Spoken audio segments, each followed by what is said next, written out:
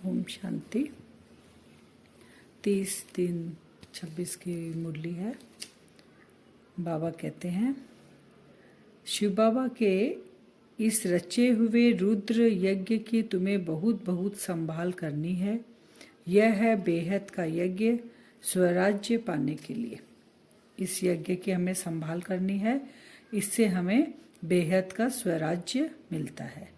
फिर प्रश्न है, इस रुद्र यज्ञ का रेस्पेक्ट किन बच्चों को रहता है?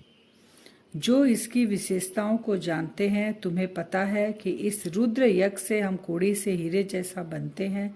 इससे सारी पुरानी दुनिया स्वाहा होती है। इस पुराने शरीर को भी स्वाहा करना है।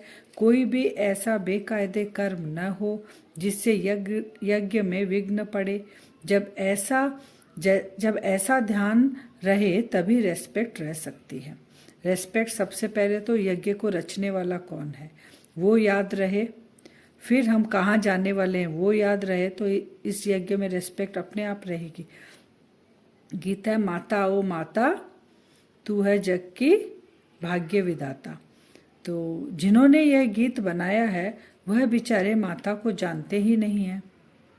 नाम उनका सुना जगत अम्बा, परंतु कौन थी, क्या करके गई, यह पता नहीं है। अब मंदिर में पूजा करते हैं, नवरात्रा में 9 दिन पूजा करते हैं जगदम्बा की, इतना खर्चा करते हैं पूजा में, लेकिन बाबा कहते हैं उसके बारे में कुछ जानते ही नहीं, वो जगदम्बा कौन थी। जगत अम्बा है तो जरूर बाप भी है, बच्चियां भी है और बच्चा भी है, ये भी उनको नहीं पता। जो मनुष्य आत्माएं जगत अम्बा के पास जाते हैं उनकी बुद्धि में यह समझ नहीं है। बाबा कह रहे हैं वो जाके क्या करते हैं, जगत अम्बा के पास जाके सिर्फ पुजारी हैं, वो मूर्ति के पुजारी, वो पूजा करते हैं, उनके बायोग्राफी को कुछ भी नहीं जानते। अब बाबा कहते हैं ये सब कौन जानता है? तो बाबा कहते हैं ये सब तुम बच्चे जानते हो। अब यह राजस्व अश्वमेघ अविनाशी रुद्र ज्ञान यज्ञ है। इसका क्रिएटर है माता पिता। कौन क्रिएट किया इस यज्ञ को? माता और पिता। फिर तत्वम, बाबा कहते तुम भी यज्ञ के क्रिएटर हो। माँ बाप और बच्चे सब यज्ञ के क्रिएटर है। इस यज्ञ से मम्मा बाबा और तुम बच्चे अपना भविष्य हीरे जैसा बना रहे हो। इस क्रिएटर से मम्मा बाबा भी बन रहे हैं हीरे जैसा, क्योंकि उनकी आत्मा भी पतित थी तो पावन बन रही है, हमारी आत्मा भी सबकी पावन बन रही है हीरे जैसा। इस यज्ञ के द्वारा हम बन रहे। यज्ञ की कितनी इज्जत रखनी चाहिए, कितना लव होना चाहिए। इतनी प्राप्तियां हैं कि हम कोड़ी जैसे थे हीरे जैसा बन रहे हैं, तो बाबा करे कितना तुमको लव होना चाहिए इस यज्ञ से। मम्मा बाबा का यज्ञ से हमारा यज्ञ है, ये मम्मा बाबा का यज्ञ है सो हमारा यज्ञ है। यज्ञ में आकर बाप से वर्षा लेवे, भल खुद नहीं ले सकते, खुद को फुर्सत नहीं है, तो औरों को तो निमंत्रण देना चाहिए ना हमको। हम बोल देते हमको फुर्सत नहीं है, तो बाबा कहते अच्छा तो औरों को तो बताओ तुम कि इस यज्ञ में वो आवे, मामा बाबा को पहचाने, इस यज्ञ से क्या क्या प्राप्तियां हैं उनको पता चले। यह बेहद का यज्ञ है, इसमें सारे विश्व स्वाहा होनी है। आगे चल तुम देखना इस यज्ञ का कितना रिगार्ड रखते हैं। बाबा कह रहे हैं आगे तुमको दिखाई देगा। लेकिन बाबा कहते हैं रिगार्ड देने वाले बहुत निकलेंगे, लेकिन कुछ ऐसे भी है जिनको यहाँ की कद्र नहीं है। बाबा कहते हैं इतने लाखों मंदिर आदि हैं, वहाँ कोई शिष्टाचारी नहीं बनते हैं। यहाँ तो 3 पैर पृथ्वी के चाहिए। बाबा बच्चे लिखते हैं बाबा हम घर में खोल लें, ज्ञान देने के लिए घर में खोलें। तो बाबा कहते हैं अच्छा बच्चे भल यज्ञ भूमि बनाओ, कोई ना कोई का कल्याण जरूर होगा। बाबा कहते हैं इस यज्ञ से एक भी श्रेष्ठाचारी बना तो हो सब भाग्य। तो खोलो, इसलिए आज कितने गीता पाठशाला है, कितने सेंटर है बाबा के। फिर बाबा कहते हैं यह शिव बाबा का यज्ञ है, इन मम्मा बाबा से तो कुछ भी नहीं मिलता। शिव बाबा बोल रहे हैं मिलेगा किससे? बाबा से मिलेगा, शिव बाबा से मिलेगा। बेहद के बाप से ही सब कुछ मिलता है, वह एक है। मम्मा बाबा कहा जाता है शरीरधारी को। किससे मिलेगा? बेहद का वर्षा वह एक है निराकार शिव बाबा, बाकी मम्मा बाबा है शरीरधारी, उनसे नहीं मिलेगा। बाबा कहते हैं साकार का भी मुरीद मत बनो, मामे कम याद करो, यह बाबा भी मुझे याद करते हैं। ब्रह्मा बाबा भी उनको याद करते हैं, हमें भी उनको याद करना है। चित्रों में दिखाते हैं राम कृष्ण ब्रह्मा आदि सब उनको याद करते हैं, ऐसे है नहीं। वहाँ तो कोई याद करते नहीं, उनको प्रारब्ध मिल गई, उनको याद करने की क्या दरकार है। बाबा कह रहे बाबा को क्यों याद करेंगे राम कृष्ण, क्योंकि ये सत्युग त्रेता की आत्माएं हैं, वहाँ उनको क्या जरूरत है, वो तो प्रारब्ध है, सुख शांति की दुनिया, तो वो क्यों याद करेंगे। हम पतित बने हैं, पावन बनने के लिए याद करना है। देहधारी को याद नहीं करना है, देहधारी से उनका परिचय मिलता है, लेकिन याद उनको करना है। फिर बाबा कहते हैं कि पतित से पावन शिव बाबा बनाते हैं, तो मम्मा बाबा को क्या करना है, उनसे शिव बाबा का परिचय मिलता है, तो याद शिव बाबा को हमको करना है। लेकिन बहुत ऐसे भी बेसमझ बच्चे हैं जो कहते हैं हम तो डायरेक्ट शिव बाबा की प्रेरणा से ज्ञान ले सकते हैं। बाबा कहते हैं ब्रह्मा तन के बिना मैं ज्ञान दे ही नहीं सकता हूँ। लेकिन कुछ बच्चे हैं जो ब्रह्मा बाबा को भी रिगार्ड नहीं देते, तो कहते हैं हम डायरेक्ट शिव बाबा की प्रेरणा से लेंगे। तो बाबा क्लियर करें, अगर ऐसा होता तो फिर इस रथ में उनको आने की दरकार ही क्या, बाबा प्रेरणा से ही सारा काम करा लेता। याद करो, परंतु थ्रू तो इनके कहते हैं ना, फिर नंबरवार रिगार्ड रखना होता है। ब्रह्मा के थ्रू हम शिव बाबा को याद करते हैं, तो इनका रिगार्ड रखना है। मम्मा बाबा पहले बैठेंगे राजगद्दी पर, फिर उनको फॉलो करना है। फॉलो फादर तो करना है ना। अब ब्रह्मा बाबा ने ऐसा किया तो ऊंच पद पाए, मम्मा ने किया ऊंच पद पाया, तो हमें फॉलो तो उनको करना है, लेकिन याद शिव बाबा को करना है। तो वही बाबा क्लियर करें, फॉलो करना, पद भी बहुत ऊंचा है, डरने की कोई बात नहीं। डरना क्या है इसमें, वो किए उनको फॉलो करके हम भी करेंगे। ये प्रैक्टिस की बात, उन्होंने प्रैक्टिस की, हम भी प्रैक्टिस करेंगे। फिर बाबा एग्जाम्पल दे रहे हैं, एरोप्लेन में कोई नए चढ़ते हैं तो जैसे कि डरते हैं, और कोई तो चंद्रमा तक पहुंच जाते हैं, ये प्रैक्टिस की बात है। लेकिन चंद्रमा में पहुंचकर बाबा बोलते हैं फायदा कुछ भी नहीं, इतना मेहनत करते हैं, और यहाँ हम ये प्रैक्टिस करेंगे, फॉलो फादर करेंगे, तो हमको फायदा कितना है। फिर बाबा कहते हैं डाउनफॉल और राइज को भी बच्चे ही जानते हैं, कब हम ऊपर चढ़े कब नीचे आए। हम निराकारी दुनिया में जाकर फिर साकारी दुनिया में आते हैं। समझाने में बड़ा सहज है, समझते नहीं है तो समझा जाता है, तकदीर में नहीं है। बाबा कहते हैं बहुत समझने वाली बात है, बहुत सहज है, लेकिन जिसके तकदीर में नहीं है वो नहीं समझते हैं। ड्रामा को साक्षी हो देखा जाता है, ड्रामा को बाबा कहते हैं साक्षी होकर देखना है। यज्ञ का एक पैसा बिगर पूछे उठाना यह महान पाप है। तुम बच्चे हो, तुम्हें तो सारी चीजें मिलती है। बाबा कहते हैं तुमको जितनी जरूरत है यज्ञ से सारी चीजें मिलेगी, लेकिन ज्यादा इकट्ठा करके क्यों रखे, अंतमति सोगति, अचानक कुछ हो गया तो वो चीजें फिर याद आएगी।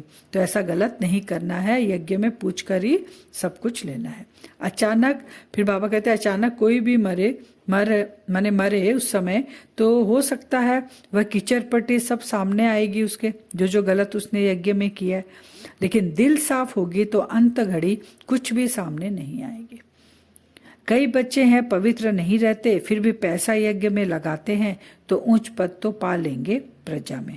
बाबा ने कहा उन्होंने कैसे सेवा की, पवित्र नहीं बने, लेकिन पैसा होने के कारण यज्ञ में, अगर बाबा को बार बार पूछते हैं बाबा मेरे पास पैसा है, मैं यज्ञ में लगा दूं, ये काम कर दूं, तो बाबा कहते वो पैसा लगाते तो प्रजा में ऊंच पद मिल जाता है। बाबा को कहते हैं आप जो खिलाएंगे, कोई बच्चे बाबा से प्रतिज्ञा करते हैं कि बाबा को कहते हैं आप जो खिलाएंगे, आप जैसे रखेंगे उस पर हम चलेंगे। फिर बाबा कहते हैं हाथ छोड़कर चले जाते हैं, तो उनकी दुर्गति हो जाती है। बच्चों को श्रीमत पर पुरुषार्थ करना चाहिए, जैसा बाबा डायरेक्शन देते हैं।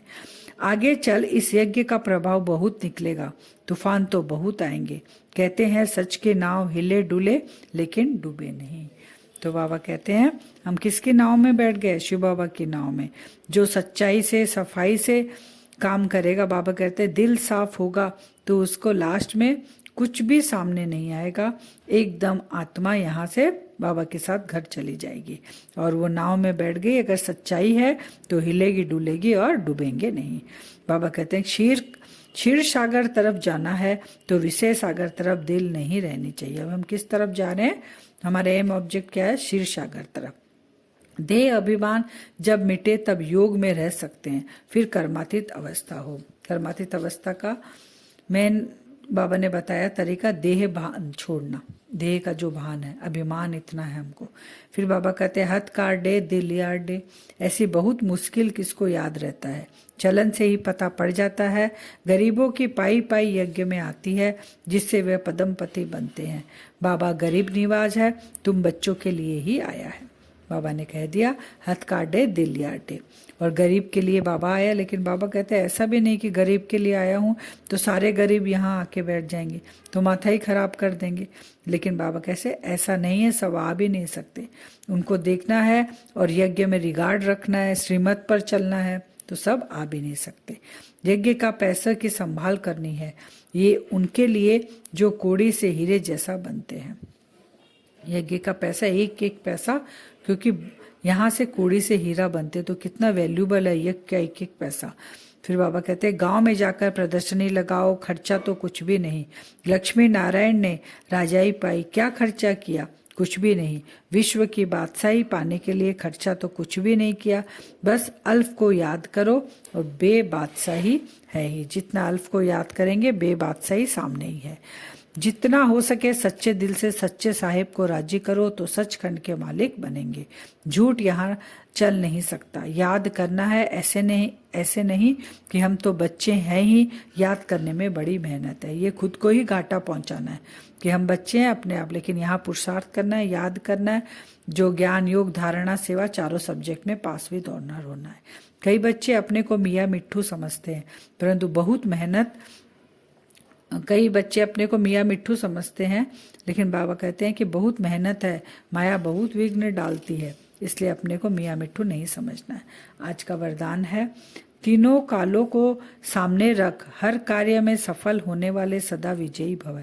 तीनों काल आदि मध्य अंत को सामने रखेंगे तो हर कार्य में हम सफल होंगे, क्योंकि सफलता हमारा जन्मसिद्ध अधिकार है। फिर बाबा बता रहे हैं लौकिक रीति में भी जो समझदार होते हैं वह आगे पीछे सोच समझकर फिर कदम उठाते हैं।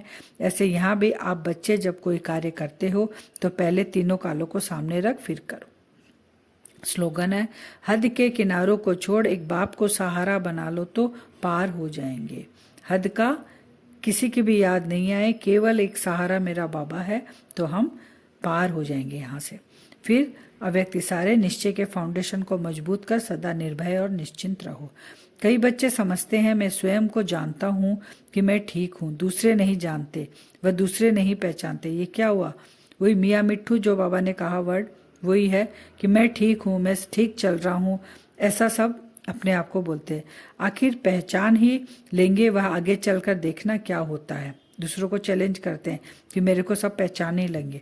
यह भी ज्ञान स्वरूप याद स्वरूप आत्मा के लिए स्वयं को धोखा देने वाली है।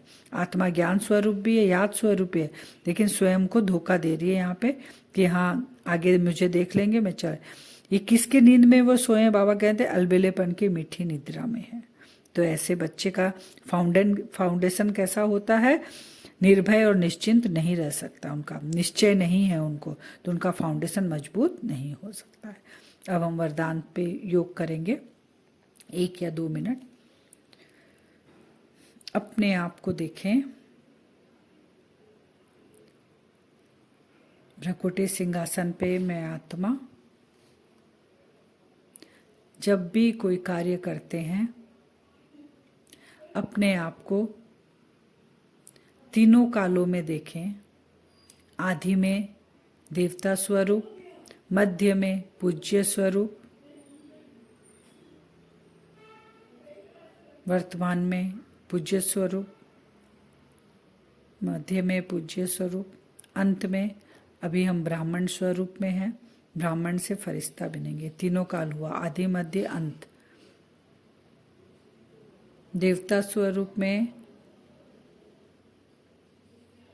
अपने आप को देखेंगे तो मैं पूर्वज आत्मा हूं। पूज्य स्वरूप में मुझ आत्मा का कर्तव्य है हर आत्मा के श्रेष्ठ संकल्प को पूरा करना। अंत में मैं ब्राह्मण से फरिश्ता बनने वाली आत्मा हूँ, तो मेरे संकल्प वैसे ही होने चाहिए। जब भी कोई कार्य हम करते हैं, तीनों कालों को सामने रखकर करते हैं। सफलता मेरा जन्मसिद्ध अधिकार है, तो हर कार्य में एक्यूरेट डिसीजन लिया जाता है और मैं आत्मा हर कार्य में सफलता की सीढ़ी चढ़ती हूँ, चाहे वह हद का कार्य है, चाहे बेहद का कार्य है।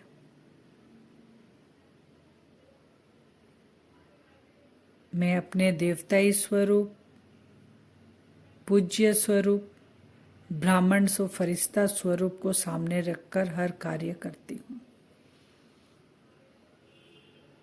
सारा दिन हम ये प्रैक्टिस करेंगे। दिन में हमें कोई भी डिसीजन लेनी है या कोई ऐसा पेपर आया है, तीनों कालों को सोचकर हम उस पेपर को आसानी से पार कर सकेंगे। ओम शांति।